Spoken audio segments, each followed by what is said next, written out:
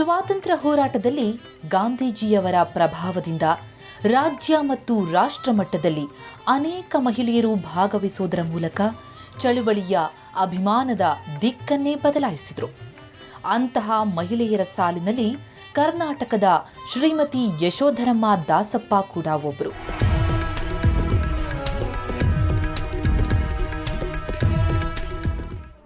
ಸ್ವಾತಂತ್ರ್ಯ ಪೂರ್ವದ ಜನಪರ ಚಿಂತನೆಯ ರಾಜಕಾರಣಿಗಳಲ್ಲಿ ಶ್ರೀಮತಿ ಯಶೋಧರಮ್ಮ ದಾಸಪ್ಪನವರ ಹೆಸರು ಮೊದಲಿಗೆ ಕೇಳಿಬರುತ್ತೆ. 1905 ಮೇ ತಿಂಗಳ 28ರಂದು KH ರಾಮಯ್ಯ ಮತ್ತು ಶ್ರೀಮತಿ ರೇವಮ್ಮ ದಂಪತಿಯ ಹಿರಿಯ ಮಗಳಾಗಿ ಯಶೋಧರಮ್ಮ ಜನಿಸಿದರು. ಬೆಂಗಳೂರು ಜಿಲ್ಲೆಯ ದೊಡ್ಡಬಳ್ಳಾಪುರ ತಾಲೂಕಿನ ಕಲ್ಲುದೇವರಹಳ್ಳಿಯಲ್ಲಿ ಬಾಲ್ಯ ಕಳೆದು ನಂತರ ಬೆಂಗಳೂರಿಗೆ ಬಂದು ನೆಲೆಸಿದರು. ಬೆಂಗಳೂರಿನಲ್ಲಿ SSLC ಪೂರೈಸಿ ಅಂದಿನ ಕಾಲಕ್ಕೆ ಮದ್ರಾಸಿನಲ್ಲಿ PUC ಶಿಕ್ಷಣ ಪಡೆದರು.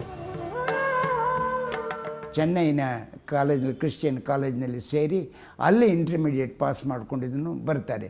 ಅವರ ಒಂದು ಆ ಒಂದು ಧ್ಯೇಯ ಮತ್ತು ಅತ್ಯಂತ ಸೂಕ್ಷ್ಮ ಬುದ್ಧಿಯನ್ನು ಹೊಂದಿದ್ದಂಥ ಮಹಾನ್ ನಾಯಕಿ.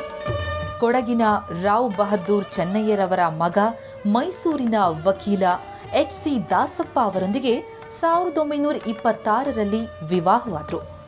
1927ರಲ್ಲಿ ಗಾಂಧೀಜಿಯವರು ಮೈಸೂರು ಪ್ರಾಂತ್ಯಕ್ಕೆ ಬಂದಾಗ ಅವರ ಭಾಷಣ ಕೇಳಿ ಪ್ರಭಾವಿತರಾದರು. ಮಹಾತ್ಮ ಗಾಂಧೀಜಿಯವರ ಪ್ರಮುಖ ಕಟ್ಟ ಅನುಯಾಯಿಗಳ ಪೈಕಿ ಕರ್ನಾಟಕದ ಶ್ರೀಮತಿ ಯಶೋಧರಮ್ಮ ಕೂಡ ಒಬ್ಬರು. 1938ರಲ್ಲಿ ಶಿವಪುರ ಧ್ವಜ ಸತ್ಯಾಗ್ರಹದಲ್ಲಿ ಭಾಗವಹಿಸಿ ಇತರ ಮಹಿಳೆಯರೊಂದಿಗೆ ಧ್ವಜ ರಕ್ಷಣೆಯ ಜವಾಬ್ದಾರಿ ವಹಿಸಿಕೊಂಡರು. ಅವರು ಪಾಳಿಯ ಪ್ರಕಾರ ಎಚ್ಚರವಾಗಿದ್ದುಕೊಂಡು ಧ್ವಜವನ್ನು ಕಾಪಾಡತಕ್ಕಂತಹ ಕೆಲಸವನ್ನು ಅವರು ಮಾಡಿದರು. ಹೀಗೆ ಯಶೋಧರಮ್ಮನವರು ಬಹಳ ಧೈರ್ಯದ ಹೆಂಗಸು, ಒಳ್ಳೆಯ ಸಂಘಟನಾ ಚತುರರು. 1942ರ ಕ್ವಿಟ್ ಇಂಡಿಯಾ ಚಳವಳಿ ಸಂದರ್ಭದಲ್ಲಿ ಮೈಸೂರಿನ ತಮ್ಮ ಯಶೋವಿಲಾಸ ಮನೆಯನ್ನ ಸ್ವಾತಂತ್ರ್ಯ ಚಳವಳಿಯ ಭೂಗತ ಚಟುವಟಿಕೆಗೆ ಬಳಸಿಕೊಂಡರು. ಅಲ್ಲದೆ ಮೈಸೂರು ಚಲೋ ಚಳವಳಿಯಲ್ಲಿ ಸಕ್ರಿಯವಾಗಿ ಪಾತ್ರವಹಿಸಿದ ಯಶೋಧರಮ್ಮ ಸ್ವಾತಂತ್ರ್ಯ ಹೋರಾಟದಲ್ಲಿ ತೊಡಗಿಸಿಕೊಂಡಿದ್ದ ಮಹಿಳೆಯರಿಗೆ ಆಶ್ರಯ ನೀಡಿದರು. ಕಾಂಗ್ರೆಸ್ಸಿನ ಕೆಲಸದಲ್ಲೇ ಮಗ್ನರಾದ ಮೇಲೆ ಅನೇಕ ಸಾರಿ ದಸ್ತಗಿರಿಗಳಾದ ಮೇಲೆ ಬಡತನಕ್ಕೆ ಬಂದುಬಿಟ್ಟರು. ಬಹಳ ಕಷ್ಟದ ಜೀವನವನ್ನು ಸಾಗಿಸ್ತಾ ಇದ್ದರು. ಆ ಕಷ್ಟದ ದಿನಗಳಲ್ಲೂ ಕೂಡ ಅವರು ಹಸನ್ಮುಖಿಯಾಗಿ ಆ ಕಷ್ಟಗಳನ್ನು ಎದುರಿಸ್ಕೊಂಡಿದ್ದು ಇದು ಬಹಳ ವಿಶೇಷವಾದಂಥ ವಿಚಾರ. ಯಶೋಧರ ಧೀಮಂತ ಹೆಣ್ಣು ಮಗಳು.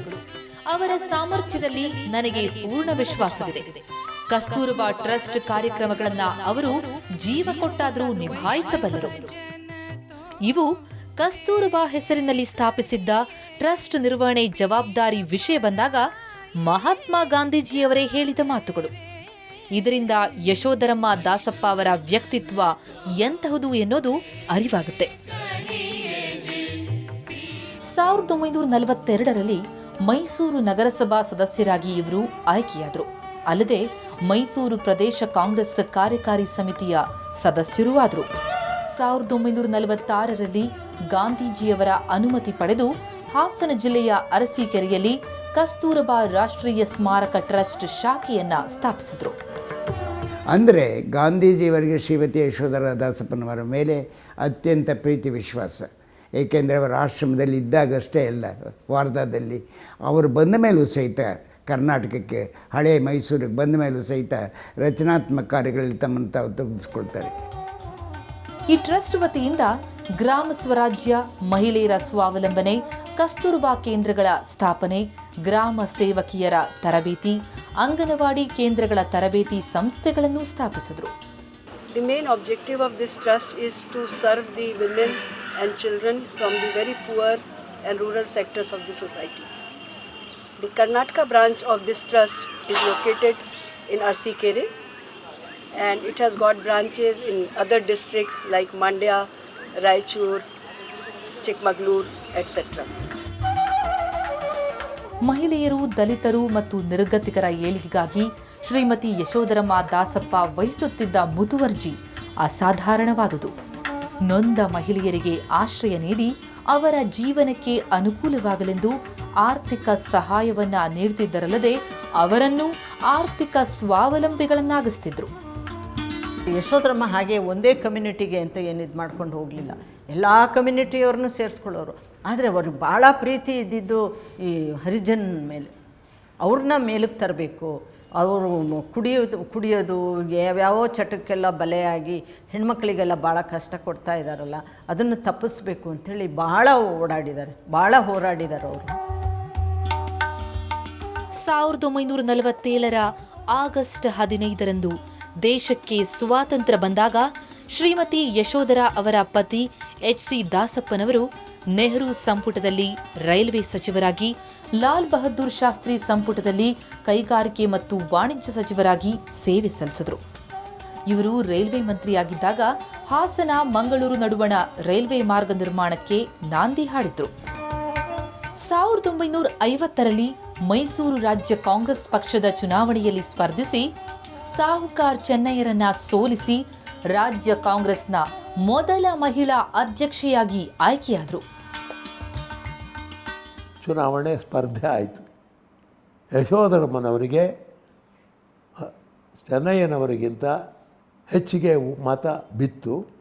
ಅವರು ಇನಾಬ್ಸೆನ್ಷಿಯ ಅಧ್ಯಕ್ಷರಾಗಿ ಆಯ್ಕೆಯಾದರು.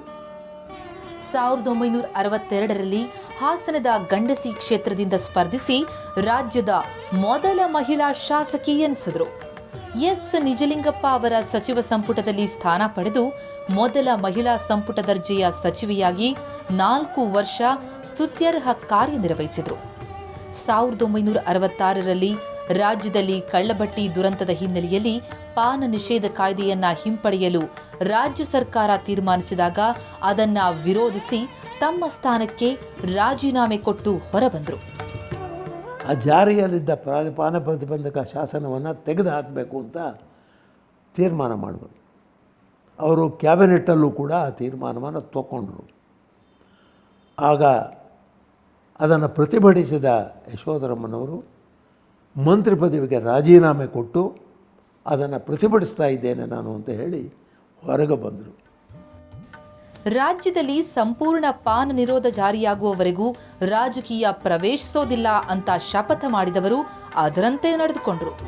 ಮುಂದೆ ಕಸ್ತೂರಬಾ ಸೇವಾ ಸಂಸ್ಥೆಯಲ್ಲೇ ತಮ್ಮ ಜೀವ ಇರುವವರೆಗೂ ದೀನದಲಿತರ ಸೇವಾ ಕೈಂಕರ್ಯದಲ್ಲಿ ತೊಡಗಿಕೊಂಡು ಕರ್ನಾಟಕದ ಕಸ್ತೂರಬಾ ಅಂತಲೇ ಖ್ಯಾತರಾದರು.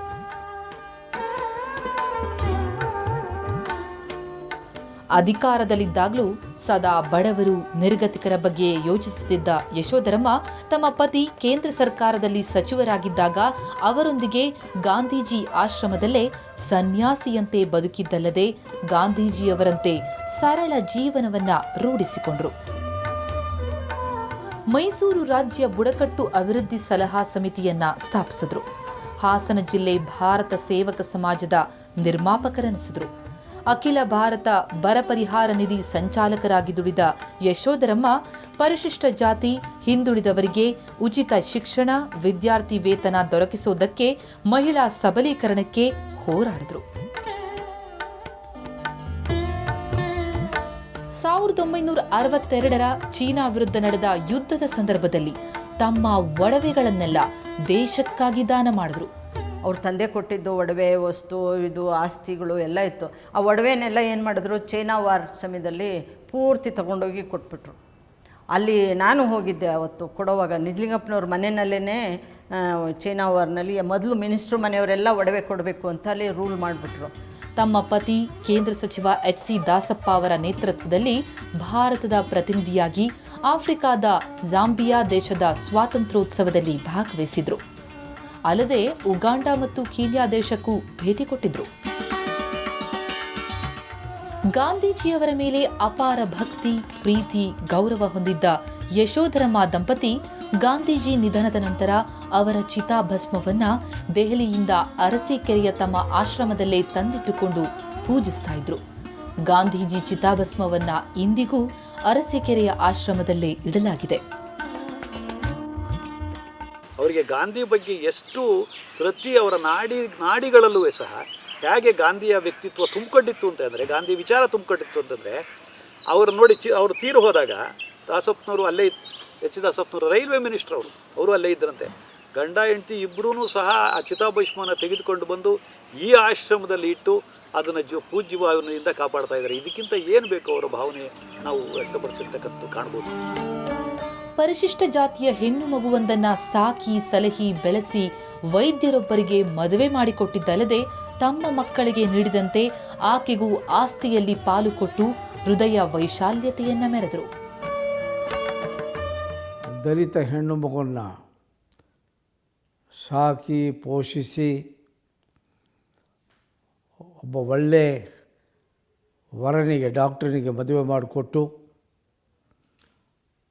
ತನ್ನ ಸ್ವಂತ ಮಕ್ಕಳಿಗೆ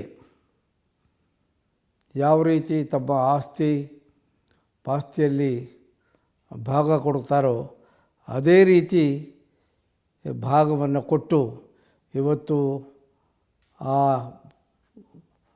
ಮಗು ಮತ್ತು ಅವರ ಪತಿ ಅವರ ಮಕ್ಕಳು ಮೈಸೂರಿನಲ್ಲಿ ವಾಸ ಮಾಡ್ತಾ ಇದ್ದಾರೆ.